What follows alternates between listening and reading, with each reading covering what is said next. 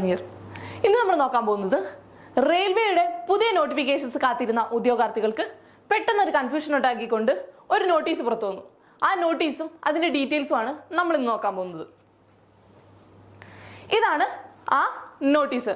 Railway recruitment ബോർഡിന്റെ നോട്ടീസാണ്. 8/1/2024 പുറത്തുവിട്ടിട്ടുള്ള നോട്ടീസാണ്. ആ notice പറയുന്ന കാര്യങ്ങൾ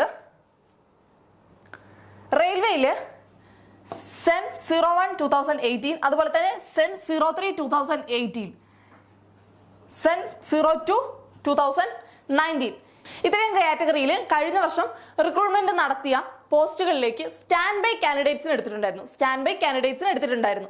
ആ സ്റ്റാൻഡ് ബൈ കാൻഡിഡേറ്റ്സിനുള്ള അവസരങ്ങൾ അവർക്ക് വേണ്ടിയുള്ള ഒരു നോട്ടീസാണ് റെയിൽവേ പുറത്തുവിട്ടിരിക്കുന്നത്.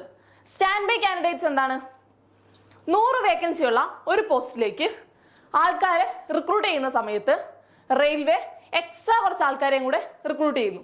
ഇപ്പൊ 100 പേരെ ഒരു വേക്കൻസിയിലേക്കാണ് റെയിൽവേ റിക്രൂട്ട് ചെയ്യുന്നതെങ്കിൽ അവരിലും കുറച്ച് ആൾക്കാരെയും കൂടെ കൂടുതലായിട്ട് വെയിറ്റിംഗ് ലിസ്റ്റ് എന്ന് നമ്മൾ പറയുന്ന ആൾക്കാരെ അവർ കൂടുതലായിട്ട് റെയിൽവേ റിക്രൂട്ട് ചെയ്ത് എടുക്കുന്നു. അവരുടെ DVയും മെഡിക്കലൊക്കെ കഴിഞ്ഞിട്ടുണ്ടാവും.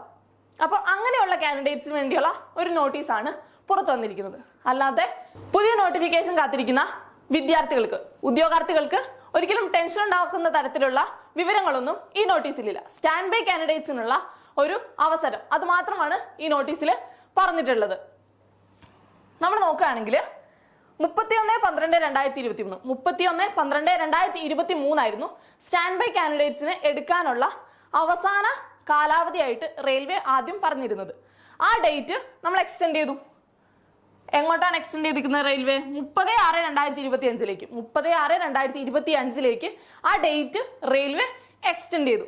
അതാണ് ആ എക്സ്റ്റെൻഡ് ചെയ്ത ഡേറ്റിന്റെ വിവരങ്ങളാണ് ഈ നോട്ടീസിൽ പറഞ്ഞിട്ടുള്ളത്. സ്റ്റാൻഡ് ബൈ കാൻഡിഡേറ്റ്സ് എന്നാണ് നിങ്ങൾക്ക് മനസ്സിലായല്ലോ.